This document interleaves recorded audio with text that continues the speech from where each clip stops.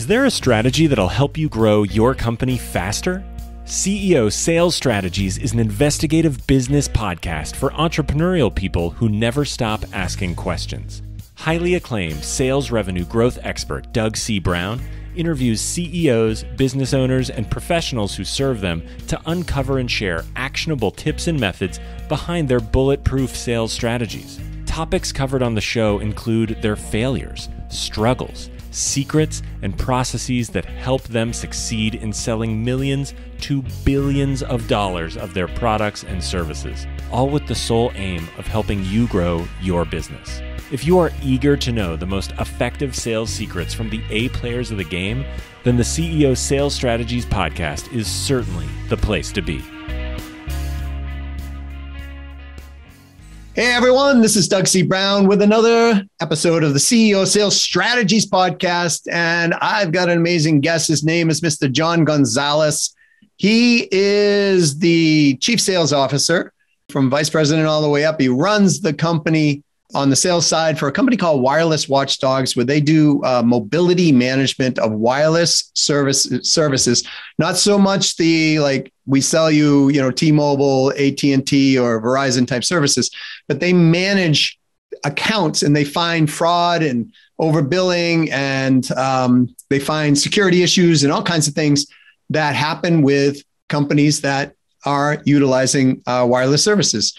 Usually 100 lines and up, maybe a little bit less than that, but they're really, really cool stuff. You get in there and it's like forensic, not only accounting, but forensic, security as well. Great guy. John started just like everybody else, right at the bottom of the sales process of cold calling and door knocking and doing all the stuff that you had to do. Now, the reason it's so important to listen to this guy is he's full of information. And we're going to talk about how do you sell these very large accounts? Their company has huge accounts and not just one or two of them, pretty much almost all of them. They're really large accounts. And again, I couldn't mention names, but they are on the size of large like Dell and HP and, you name it, Intuit, that size company. And we're talking a lot about how do you sell to a C-level executive and how do you do it the right way? So pay attention to how he's talking about humanization and bringing it in and, using some light humor and different types of things that utilize all the way along the process, success points. And these success points that he's honed over the years, he drives this through his teams, and they've had mass expansion in the company on the sales revenue side due to it. Also, we talk about how do you leverage through other people's efforts, whether it's peer-to-peer selling, or using the type of networks, referral partners and things like that. It's a great way to leverage your business. You've heard me talk about this in the past. All right. So without further ado, let's go to the interview and speak with John. John, welcome to the CEO Sales Strategies podcast. Thanks for being on. It's a great honor. Thanks for having me, Doug. I really appreciate it. So for those of you who don't know, John and I have known each other, I'd say well over a decade now. It's been a long time. And it's been a pleasure as well to know him. I remember when your company started out and they were smaller and where they've grown to, well over 8 figures now. So this should be one of the funnest interviews I think we've done in a long time. So let's just keep it open, honest. Humor is always honesty. So I love to laugh and tell stories, right? So paint the good pictures. So, John, what's great about having you here and you supporting the podcast is I know your story and I know where you came from. And you were a guy that was just banging the phones when I first met you. And I think what a lot of people will get out of this in a big way is you've been selling to some really big companies and really well, positioned and brand names of companies. Mm-hmm. So if you don't mind, let's go back in years when you were hitting the phones and you were calling into these companies and trying to get to the CEOs and the people within the company. What do you think? Well, what do you know? I should say now. What do you know now that was successful back then that allowed you to penetrate and get clients, like people, I mean, I don't know if we can name some of the clients, but I mean, these are clients. I'll name names that probably aren't your clients, but these are brand name companies like Hewlett Packard and McDonald's and, really big name companies across the globe. What would you consider the success point to be? So people are thinking, man, I would love to do that. I'd love to get into these type of accounts. Have at it, sir. Let them know. Well, the first thing is you got to believe, right? You got to believe in what you're selling, and you're going to, find a need for that company. When I started out, we go back, I started just picking up the phone and dialing everybody that can lead me to that person, right? I would call, and the first person, the director of first impressions, right? The salespeople always get to that person. They hold the keys to the gate, right? So if you can build a friend there and just be honest and talk like a human being, they open up, right? Make them laugh, right? They don't get this from others. So that was the differentiator, along with the persistence and the passion. You got to have passion, right? You got to believe in what you're doing. You got to believe you're going to help somebody out. And throughout my mission of being that dial for dollars, right? Pick it up, dial. It wasn't those, hey, how you doing? Da, da, da. It was like, Tom, oh my gosh, you picked up the phone. Thank you so much. And they're like, what the heck? You know what I mean? And you're human, right? You make them like, wow, okay, nobody ever approached me like that. So it really becomes about the approach, having that human element to it, the professional persistence, the passion, and really believing in what you're doing. So I've recognized the humor aspect from what you did from a long time ago. And I think that's one of the reasons you and I make each other laugh so much, but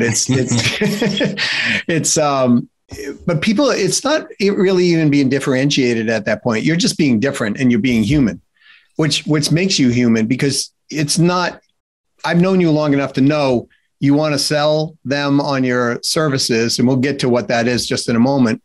But the reality is you want to serve them more than you want to sell them. Right. So, and everybody's not always having a good day. I mean, when we're calling on the phone like that, we're interrupting them, they're busy, all that kind of stuff. But the humor aspect, like I love what you used to do, geez, my God, it's been harder to get a hold of you than it is my wife's boyfriend, George Clooney. Yeah. I've had people spit on their computers and call me back after like the third or fourth call. They haven't listened to any of my messages. They're just like, I'm not calling you back. Not because I don't want to talk to you, but I want to continue to laugh and share those voicemails with my team. Like, your approach is so hilarious. What do you got? Right? Building that rapport, being also, well, I don't even know if there's a fit here, but are you feeling like this too? Right? Everybody, others that are coming and asking for help are feeling this pain, and we prescribe that aspirin for it. But do you feel like this too? And let them open up about what that really is about, right? Not trying to sell them. I got this and I got that, So you're creating a really good first impression, the connection, right? And a lot of people don't realize that the connection is the first step to the next step. Right. So you're creating this really great connection and you're building rapport right from the beginning. Now you use humor, but you use other ways of doing it. But you're going from connection to building rapport. And what I love about what you do is you keep rapport through the whole process. Yeah. And we start talking about what they're doing that weekend, their kids, what do they have in common? And I do a lot of research. And that's why I teach my team to do a lot of research on these companies to understand where their challenges are, if any, where their wins are. Oh, they just acquired or they just, landed this or this certification. Maybe the CIO, who's, the person that we typically talk to, got an award for something fantastic that he did. And just start with that, right? Like, wow, this person really did some research on me, right? See where they went to school, send them pictures of their mascots. Hey, bringing back old memories. Remember this?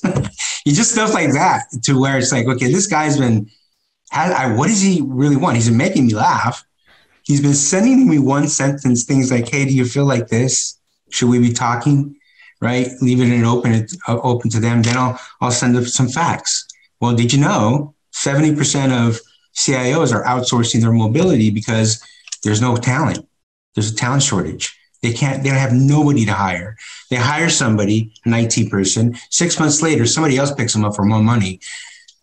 They're outsourcing. It used to be kind of, oh yeah, maybe. Now it's a necessity, right? To outsource. So I don't want to keep on rambling, but I've asked CEOs in the past, like, you've signed up with us, but, and I've asked my own CEO as well, is like, what keeps you up at night, right? What are your worries? And you know what? 8 times out of 10, I got back the unknown. The unknown.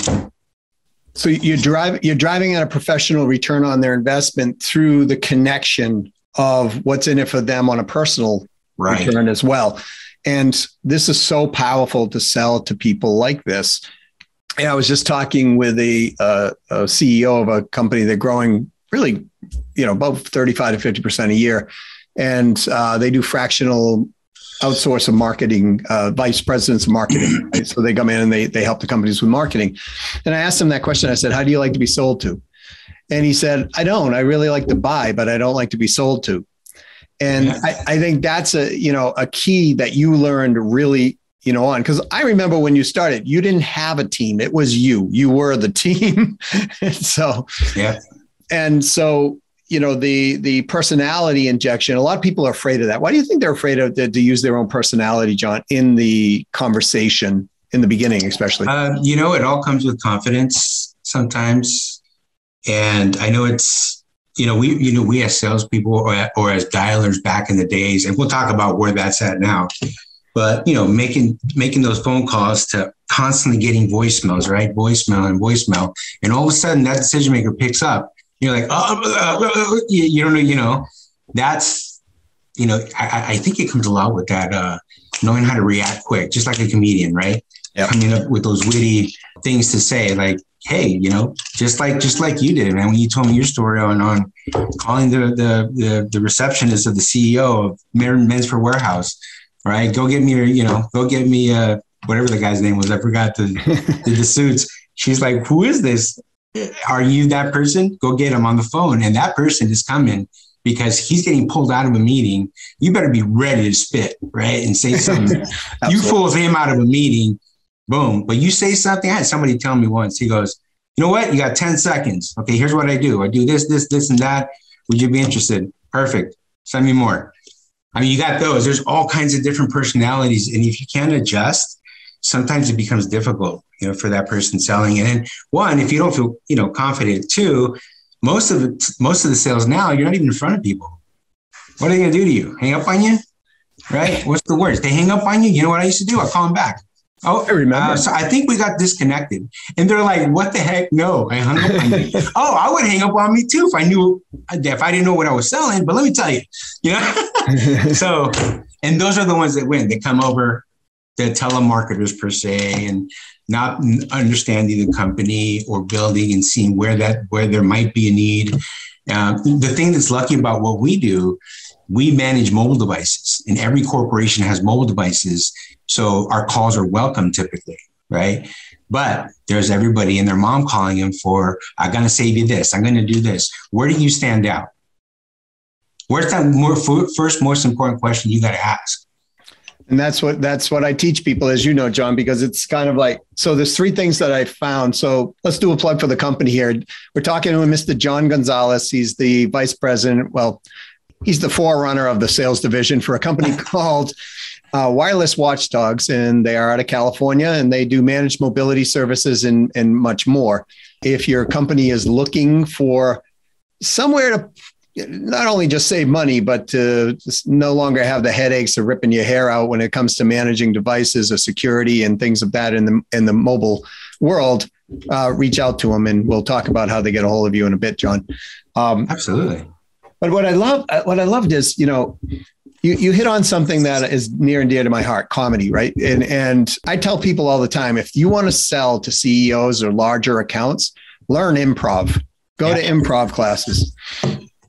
Because if you cannot get that quick rhythm to come back, you're getting people a lot of times who are extremely busy. Like you said, you're interrupting them, maybe from a meeting like I did that time and others. If you don't have that first most important question, it's game over pretty much right then and there. Right. So, and you come prepared to calls. So when they are throwing a curveball or when they're throwing a slider or they're, a fastball or whatever, a baseball analogy, you can see the pitch coming. So therefore you can adjust your swing, in this case, your first most important question, based on what's coming down the pike. And I don't think a lot of people who are selling that type of level understand, or people who want to sell that type of level.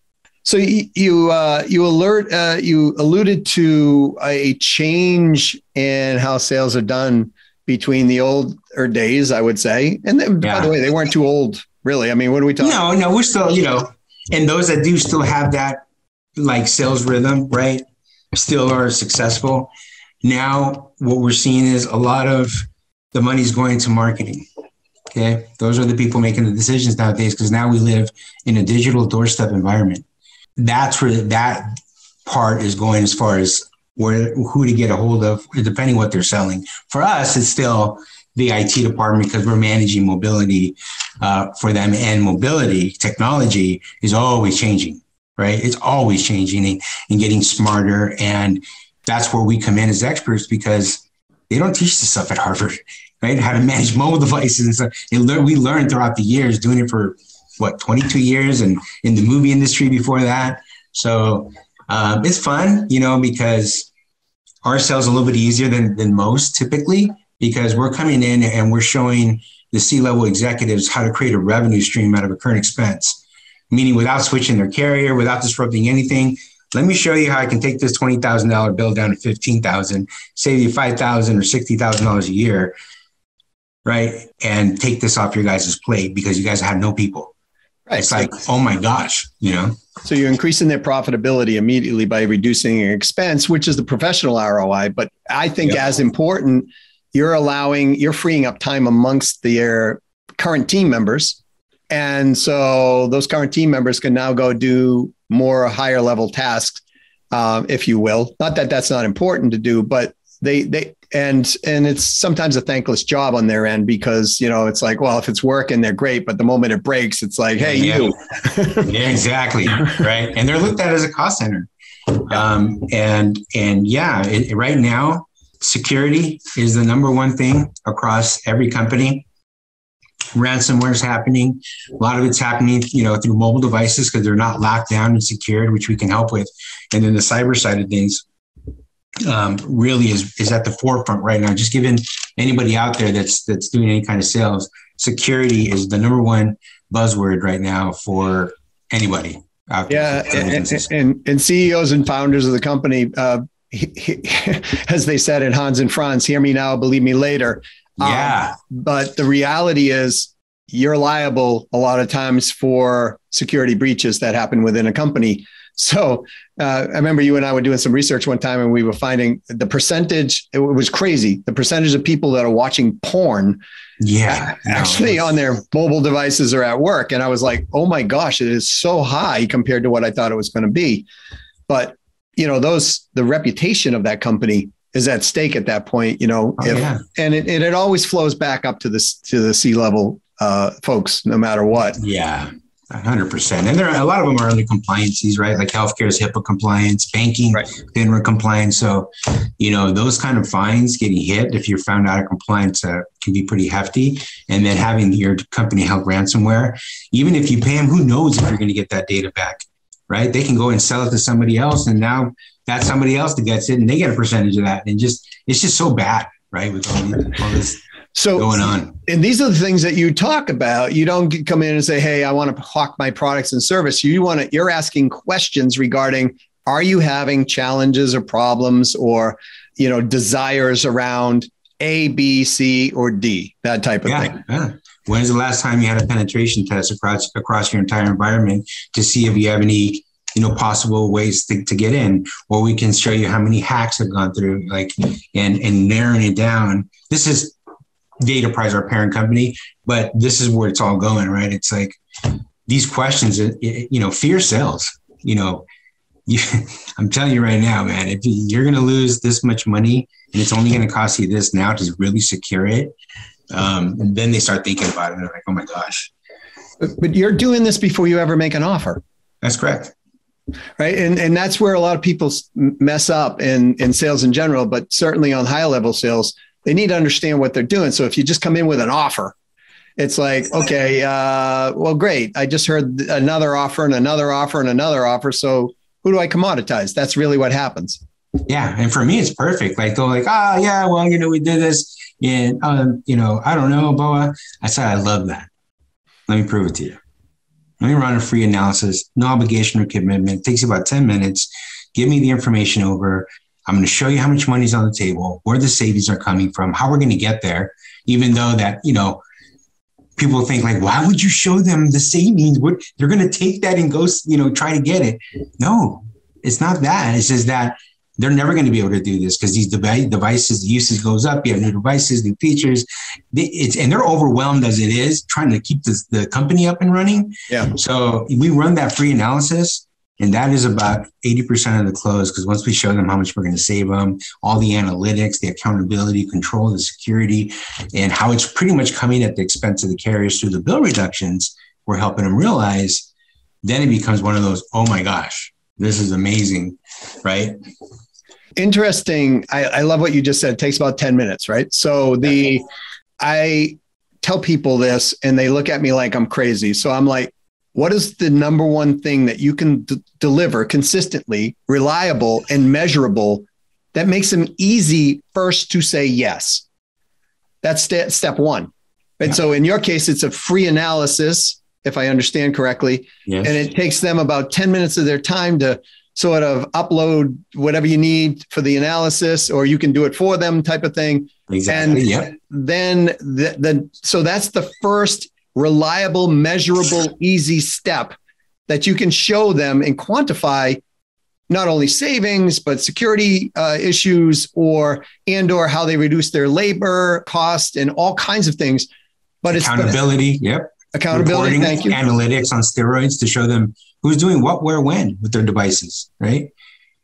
So John, the reason I'm bringing this up is you and I both know if you just try to go for the whole enchilada, if you will, not because your last name's Gonzalez, but just because I was like, it took me a while. Like, what did you say, tamale or something? So you can come back with some Italian jokes too if you want.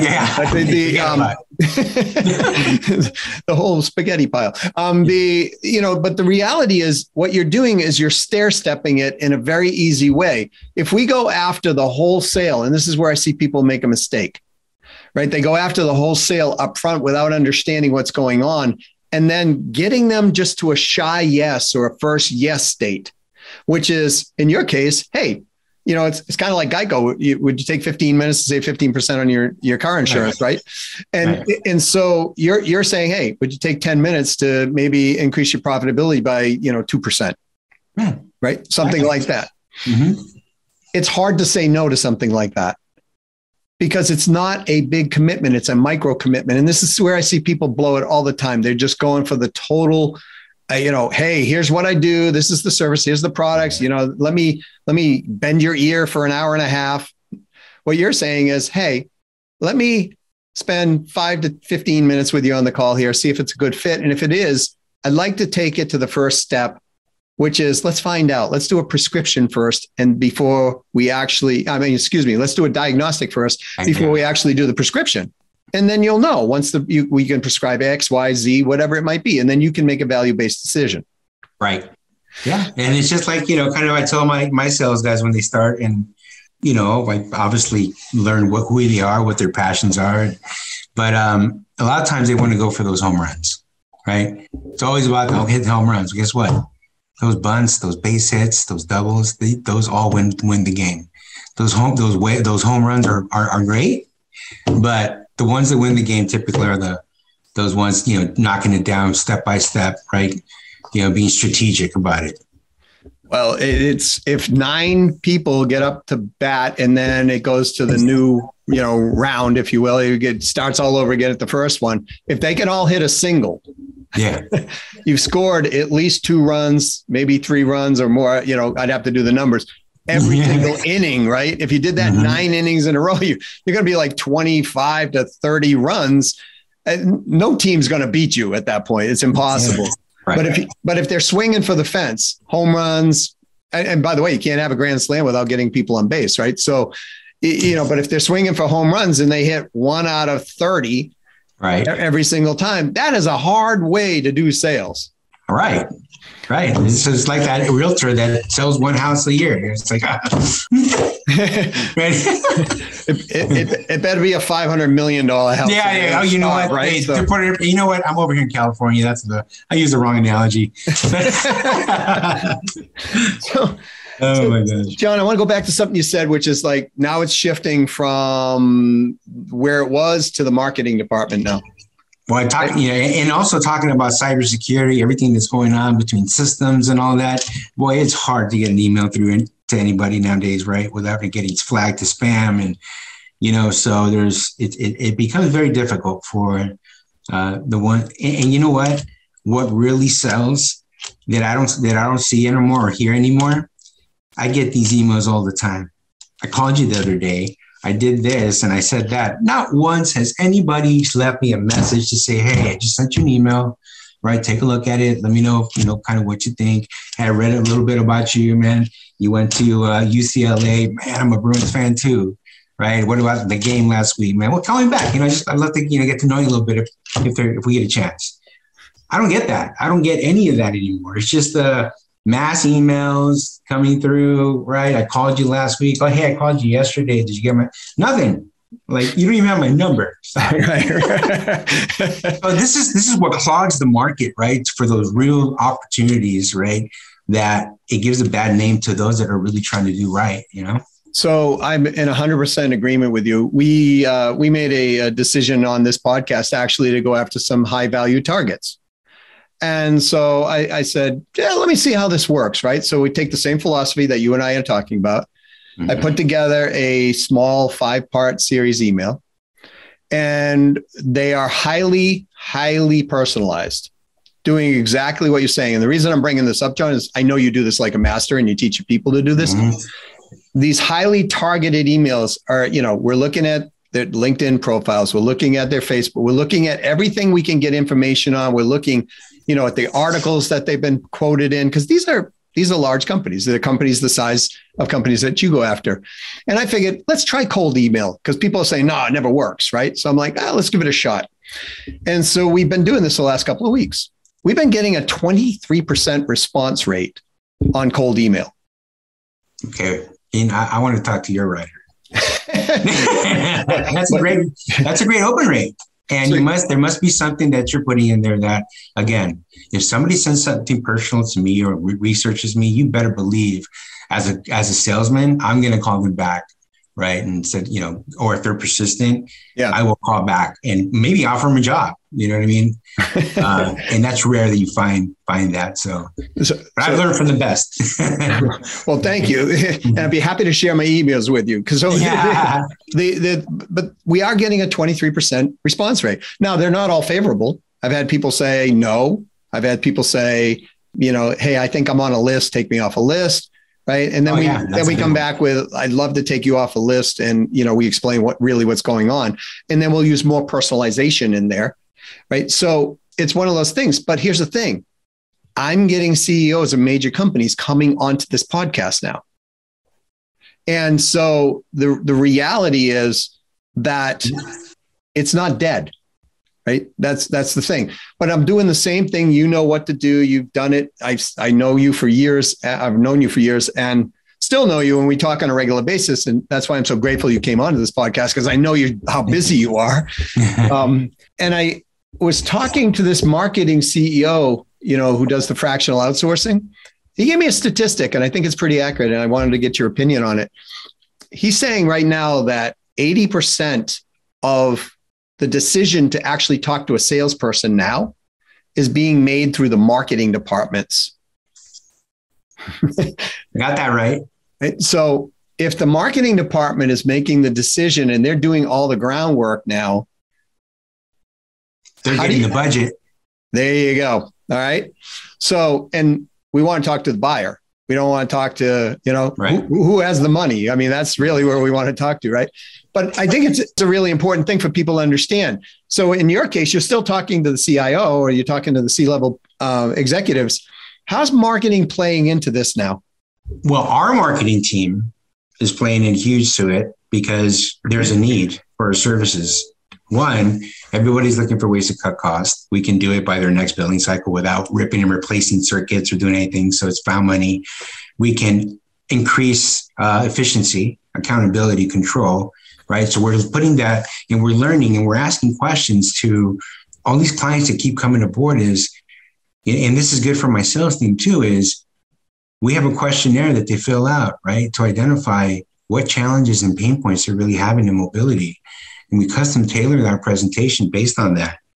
And most of the responses that we're getting back, and we put it together, it's the top 5 responses from companies that are outsourcing their mobility. Number 1 is time. They have no time to manage mobile devices. 2, we're not even sure if we're at the lowest cost option. We just pay our bill every month. We have no idea, based on usage, so cost savings.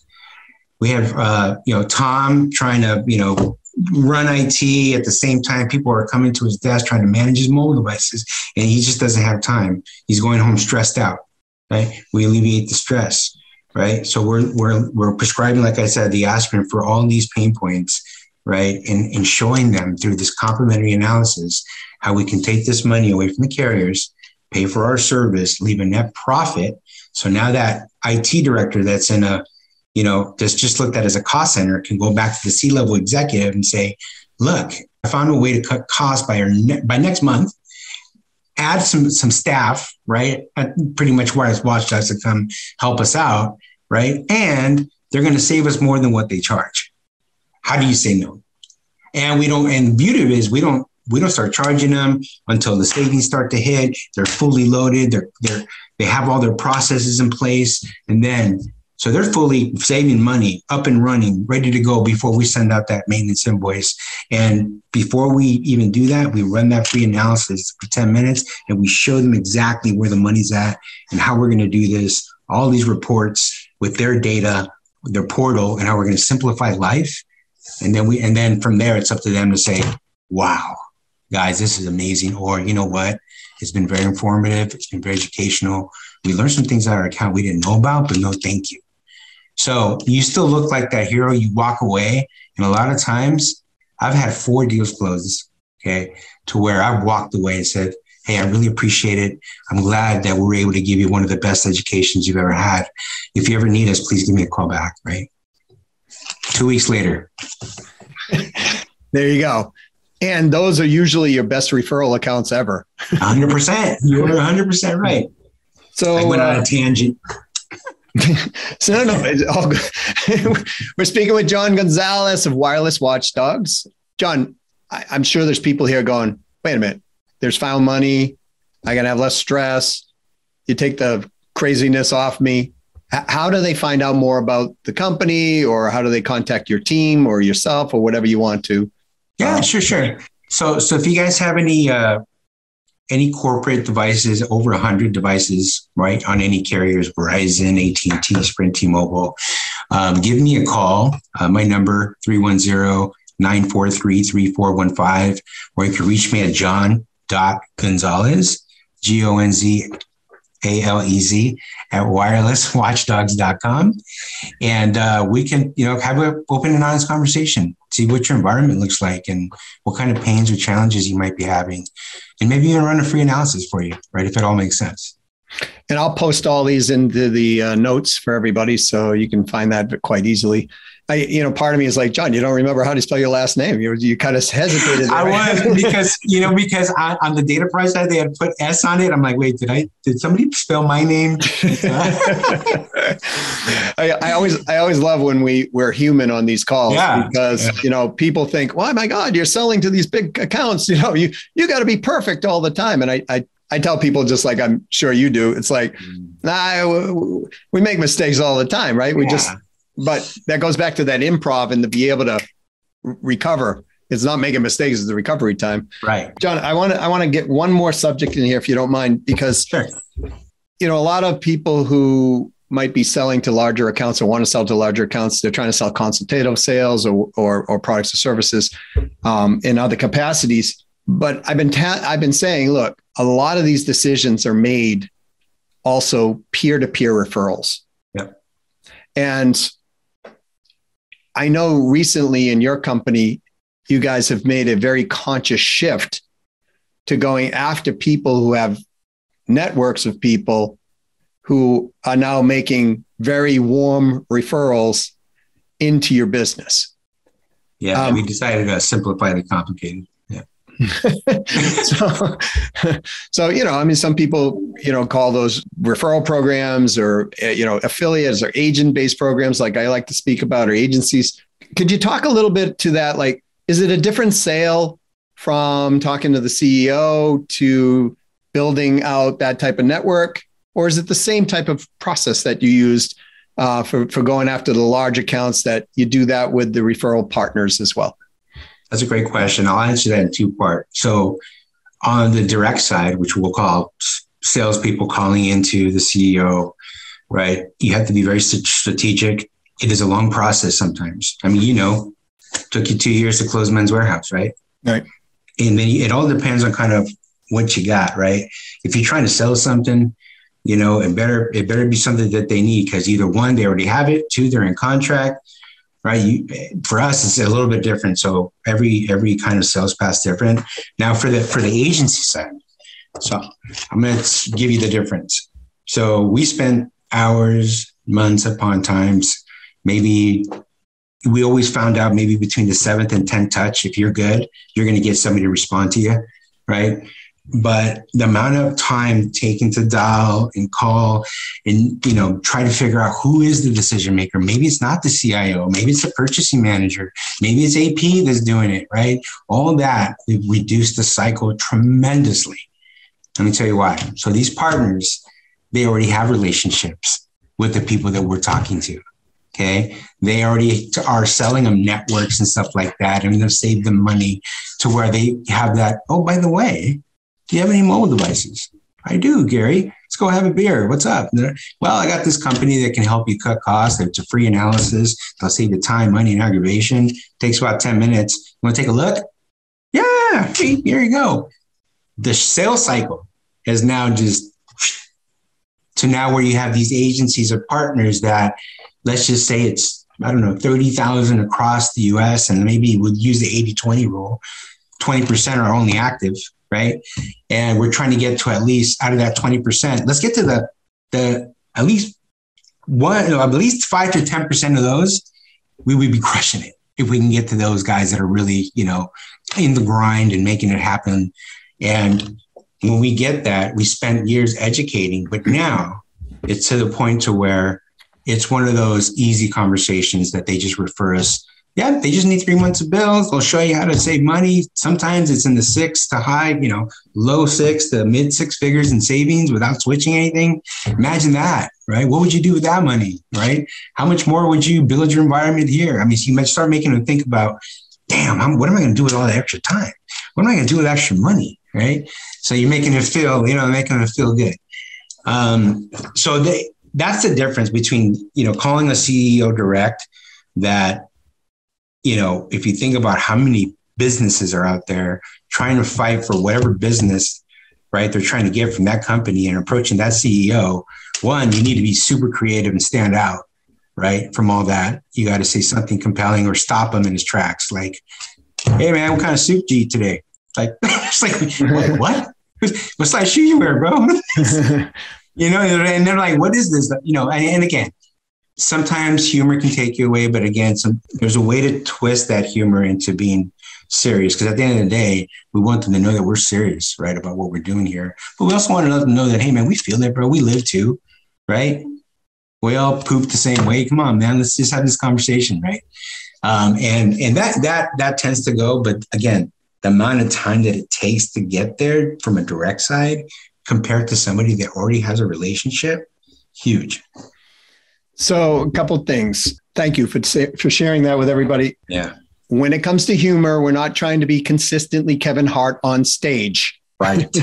Right. Kevin Hart is a very successful man on or off stage. Right. So he's doing quite well. So there's a business side of that. So you're using humor to lighten up the conversation or break the ice. But the challenge is if you stay in humor mode, you're crossing what we would call the friendly line at that point, or the annoyance line. You're going to be annoying. So you want to sprinkle in humor is the key. But, when you're using referral partners or agency-based networks, the thing is it's a very high leveraged activity once you establish it. But John, it takes a while to build this, right? I mean, it didn't happen in the first 2 months where you just had all these people. Yeah. I mean, because if you look at a 30,000 networked unit and you got 5% out of that 30,000 to actually work, because you said the 80-20 rule. And then, you're talking 300 to 600 agents that are now selling for you actively on the side, but it takes a while to build them. So how long did it take you to actually kind of get that going from start time to actually like, wow, this is amazing? Maybe 4 years. Makes a lot of sense. Yeah, maybe 4 years. It was mostly educating because these are old school people that have been in the telecom industry for a long time, and you're bringing something new to the table. They like, wait, I don't know what that is. Right. Nope. I don't want to switch them from one carrier to another. Yeah, I don't know why I got Southern for a second, but yeah. You're in Southern California. Yeah, exactly. I'm doing my little role play here. And, at the end of the day, it's more than that, right? It's something that's going to make the partners money, right? Because they're doing the introduction and, they love that money, and they'll make the introductions. And guess what? This is more simpler than the things that they're selling, because what they're selling is networks, installing phones and internet and wires and UCAS, and they have to, wait for contracts to expire. They have to send in people to, maybe rewire or set up cradle points or whatever that is. And all we're doing is coming over and taking something that's causing frustration and pain away from this already overstretched IT department. That's pretty cool. Already overstretched IT department. So they can focus on what they do best, So again, every business is different, right? People that I talked to are like, dude, who wouldn't sign up for your services? You're saving people money without doing it. You'd be surprised because they're hearing it, right? I can give you this, I can save you this. But the thing is, they're not, those people kind of put a bad taste to those that are really, like I said earlier, that really have that solution. They really know that they can help, right? And that just creates an extra layer. But then we just jump over that, that extra layer with additional facts, testimonials, case studies. Hey, did you know this CFO said this? What do you think, Mr. CFO? Right? Makes total sense. And I'm appreciative that you told people what the time duration was, because here's the thing.